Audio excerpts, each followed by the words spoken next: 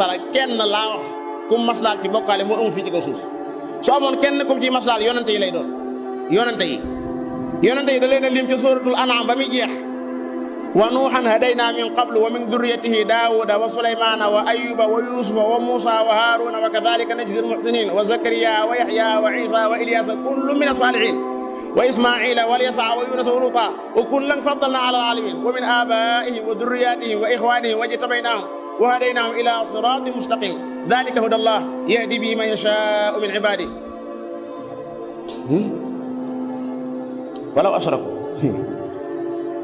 mu ne ñëwatul ñëpp walaw ashraku cay buñ bokkaale woon la xabita anhum ma kaanu ya'malun dañ doon def lépp suppé daa di wax Muhammad ne ko la in ashrakta sallallahu alayhi wa sallam yow Muhammad la in ashrakta